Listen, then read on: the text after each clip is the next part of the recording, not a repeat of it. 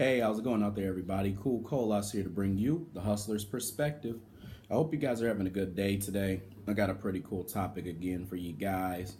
I want to talk to you all about 7 myths about wealth that most people believe to be true, but aren't necessarily true. So you're probably wondering why I chose this topic. I say this the same way in pretty much every video, but the reason why I kind of chose this topic was one because there's too much not factual information being tossed around that deals with wealth that people actually believe and it actually hurts them.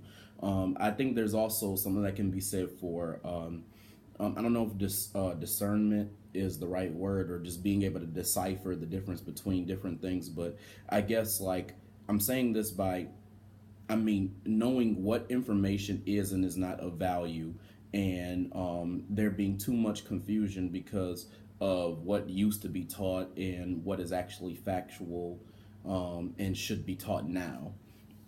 I also want to set people on the right path to thinking about wealth and to help people to stop living this idea of a dream, for wealth and actually going forth and taking action and getting the wealth themselves.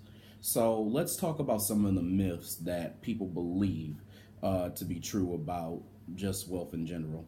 So the first one that I got is that a savings account from a bank is a great place for your money. If you remember me talking about this in the saving versus investing video, and you all can click the link for that. If you haven't viewed that video yet, you can go back and check it out, but I'll kind of reference what I was saying. So there's different ways that you can actually save your money slash invest your money. So you can actually go through a regular bank, you can go through an online bank, you can go through a credit union, and then you can like invest in the stock market. Most of you all know that, but what you all don't know is that putting them in the first three options can actually like lower your money more than it would like help your money. The reason why is because of inflation. So this is debunked because of the fact that inflation goes on. So in other words, your money is just getting depleted, and it's getting depleted because of the fact that you are the inflation is like taking over like the buying power, in other words. So if your like money costs a certain amount, like or like something that you want to buy costs a certain amount, and you have a certain amount of money right now to pay for it, in like 3 years it'll be more expensive. So I guess all I'm getting at here is that like buying power is lost when you putting your money into a saving account. So keep that in mind, like before, like you just take all your money and dump it in some like bank that you see, just because like your parents or whoever raised you or whoever you're around told you, hey, that's where you just keep your money at. Just keep in mind that it's okay to want to kind of take advantage of some of the programs like certificates of deposits that are in online banks and things like that, but you really have to just be conscious of the fact that you're actually losing money. You're not even stalemating, you're losing money because of inflation. Because inflation is around like a little over 3% every single year, with like major like goods as far as it's increased. So there's that. Second thing is, and here's the second myth: having a huge salary or wage will get you out of debt. Now, here's why this one is not true. Because the fact of the matter is that it's all about how you think. So if you're not thinking straight, then you're going to be screwed no matter how much money that you have.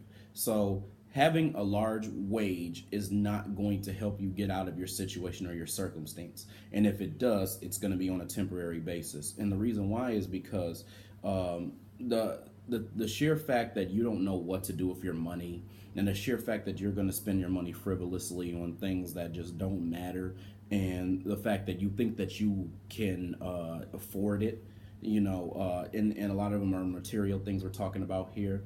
Those sheer facts are going to be the things that are going to put you either back in debt or are going to keep you in debt. So you need to be conscious of those things, when you're thinking about a large wage. Again, you need to stop thinking about just making more money. You need to think about better ratio. So how much money are you spending each month? How much is going out, and then how much is going back in? Those are the things that you really need to be thinking about. So again, we need to stop this trend of having a lot of having a lot of money is gonna bring less problems, and it's gonna bring more, happiness. Basically, we need to get out of that mindset. Having the mindset to understand what to do with your money, how to make your money grow, how to put your money to good use, how to make great investments, whether they're for yourself or in the stock market. Those are the things you need to be thinking about with your money, so that your ratios are better, not so that you get more money. So there's that. The third topic I want to tell you all about, and this is the third myth, is that a car is a great investment. Now, mind you, a car is a luxury. A car is a assist. It's like an assist. It's helpful, and it could get you from A to B. So I mean, the return on investment is essentially not monetary. It's essentially that you get to the destination that you need to go to. But financially, and I probably should have said this earlier, financially is what we're speaking on here. It's not a great investment, because you're not going to get anything back on that car when you sell, when you sell it back. You think you are, but you're not. Especially if, like, you go and you get another car, you're just putting money down for, another car if it's in pretty good condition. So those are just some things you need to think about with that. And then it's not a financial investment, because you're not really making any money back from, like, from that vehicle. So to me, like, I think that like, when you buy a vehicle, if you want to buy a vehicle, if you live in a state that doesn't have a good public transportation system, then I think the best thing for you to do is to focus on a car that's going to get you from A to B. But all the luxury, all the labels and brands and things like that, you all need to stop thinking about that, especially if we're talking about wealth. Those things don't symbolize wealth. When you see people with nice cars, that doesn't symbolize wealth. That symbolizes materialism. That's really what it does, especially when you see somebody with this sharp car who, like, is riding around nice little sports car, revs up pretty nicely, looks all flashy and stuff like that. That's all show. That's all show, and that's all materialism. That's really all it is. Yeah, sure, you can like cars. I mean, me, I could care less about them unless it's a car that's good for me to get from A to B. But for the most part, I think that there are definitely people who like cars because of the look and the flash, and, like I said, the material part of it. So again, I think that it's not a good financial investment. I think it's a luxury, and I think it's something that helps people get from A to B. But financially, it doesn't really do anything for you. I mean, that's just the bottom line. So the fourth point that I have here for myths is, and this is a quote, and I've heard people say this before: "I'm too old to invest." The fact of the matter is, you're never too old to invest. You're never too old to care about your wealth. You're never too old to think that it's the end for you. You should always be investing. You should always be taking your money and doing something with it, so that what you can end up doing is having your money work for you. The way that you can do that is by investing in the stock market. I said this before in the past. So I think a lot of people have this notion that because they're old and because they weren't saving because they're young, that they're screwed. But you can't have that type of mentality. You have to have the mentality that like, you can learn a new skill. Hopefully that skill would be like investing and learning what you're investing in as well too, and being good at it. And then taking that and then trying to create, like I said, create a stream of income for your money. That way, you get out of this mindset that the only way, and I think older people have this one bad, the only way that you're going to, succeed for the rest of your life is if you, like, keep working up until, like, your retirement. But you got to think about it like this too: how long is your retirement going to last? Because think about it, there's so many people out there who are retiring, and then some of them are learning that they're basically living pretty poor, because a lot of them don't have a lot of retirement money to live off of. And then on top of that too, even if they are doing okay, you got to think about inflation, because the price of things are going to go up. Your retirement money is going to kind of stay the same. So you got to kind of think about that when you're saying that you're too old. You got to try to still find new ways. Being old does not excuse you from the fact that you need to still do things to make your money work for you, like I said before. So there's that. The fifth quote that I see around is, "All my problems will be solved when I have more money."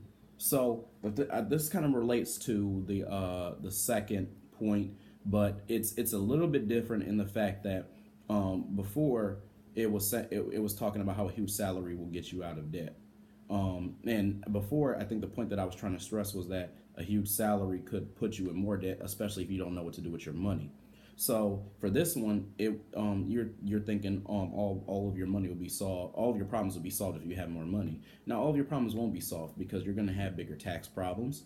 You're going to have bigger problems with, I guess, understanding, like I said, what to do with your money. So especially again, I think this is a mindset issue. Like if you don't have the right mindset for something like that, then chances are you're probably not going to like prosper the way that you think you are, and you're probably going to have more problems eventually, especially if you have more money, like I said, and you don't know what to do with it and you're spending on material things. So like the second point is about having a large salary to get out of debt. That won't necessarily get you out of debt. It might put you in more debt because you'll be focused on material things if you're not thinking correctly. And then as far as like this one where it says like having more money is going to like bring about or get rid of some of your problems, it's not going to get rid of your problems. It could present more problems, especially if you don't know what you're doing. Now it could help you if you like your mind is on track and you know what you're doing with your money. You have a plan, you have an investment plan for yourself and for your money. Like that type of stuff could get you to the point where you know what to do, like I said, with your money.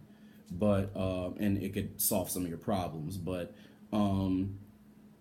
as far as without that knowledge, would it help you? No, absolutely not. You would have more problems, I think.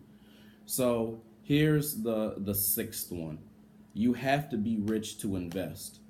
That is a total myth, because the thing about it is that rich people had to start somewhere. And where they started was in the stock market and trying to invest and trying to build their money to a certain extent. So that's the thing that you got to realize about your just like about rich people. So the thing about it is that a lot of people feel as though because they are not rich that they are not worthy of investing in the stock market, which is a silly conception. Because if you don't do it, then you're still going to be in the same place. So you pretty much doomed yourself before you even started. You need to get out there and try to figure out what it is that you're going to do as far as putting your money in the stock market. And then like you need to figure out what you're good at so that when you are investing that you can keep up with how like the rates and how like the money is jumping and like how it fluctuates. So again, like it's not just the rich people or the wealthy people who are investing. There's a lot of people who are trying to get to that who are investing right now. So one day, like I said, they can be there. So that's just something to keep in mind. Like is that you got to get out the mindset that it's a dream, and because it's a dream, it's not something that's achievable in reality. And you just can't think like that, especially if you see yourself as a person who's going to be wealthy one day. Just the bottom line. Now, here's for the seventh point. The wealthiest people can be identified because they flaunt nice cars, large houses, and jewelry. Here's the point about that. So, as far as flaunting things, there's a difference between a wealthy and a rich person. I think I've said this before, and I kind of was using it interchangeably in the 6th point, so please excuse that. But when we're talking about rich people, we're talking about people who have a lot of money and then they're flaunting it. When we talk about wealthy people, we're talking about people who know what to do with their money, who want to do something productive with it, who want it to add value and for it to, I guess, grow for them and work for them. So when you see people who are identified as wealthy and they're flashing their nice cars and houses and jewelry, they're creating an image for you so that you can do the same thing. Spend your money on a whole bunch of stuff that you know you can't afford, that you know you're not ready to take the bills on. Sorry, it is so loud outside because I think they're getting rid of like the garbage or whatever. But anyway, so having all these nice cars and like I said, in large houses and all that, that's like show, and that's like a flash because it's allowing other people to see what you have, and then they become envious. So therefore they start buying some of that stuff so that they can appeal to their friends and to people who they know and their associates and show them that, hey, like I got all this nice stuff too as well. So look at me now, envy me because I have everything that you wish. So now I look as though I have a lot of money, and a lot of times you don't. So that's just something, like I said, to keep in mind. That doesn't show that a person is wealthy. And it doesn't even necessarily even show that they're rich. It shows that they may have had money and they have made a purchase and they had buying power at that time. But that doesn't mean any of those things. And keep in mind, people, I say this all the time, that sense of rich wealth that you think that you have, if you do have it, it can go like that, especially if you don't know what you're doing. So anyway, so those are the 7 myths that I wanted to tell you guys about. Hope you guys enjoyed the video. Hope you guys like what I had to say. There's going to be a whole lot more to come. I know this is the 5th of the 7 videos that are supposed to be coming out. I know I'm a little bit late. I had a kind of crazy weekend, so I didn't get a chance to put it out the way I wanted to, so I apologize about that. But anyway, so if you like what you heard today and you want to hear more, feel free to subscribe to this blog channel or video channel, and feel free to share this video and other videos with your friends and on your social network sites and everything else in between. If you guys want to see the Facebook version of this basically video channel in general, you can go to the Hustlers Perspective YouTube channel. If you guys want to go to my actual blog, you can go to hustlersjackpot.com. If you guys want to go to the Facebook page for the blog, you can go to the Hustlers Jackpot on Facebook. If you guys want to go to my business page on Instagram, you can go to @the Hustlers Jackpot. And if you want to go to my personal page on Instagram, where I sometimes update things, you can go to @coolcolas. With that being said, again, I hope everybody continues to tune in to what I have to say for the next couple videos. It's going to be interesting, and then there's going to be some great topics that are going to be coming up. So again, I will see you guys later. Keep hustling.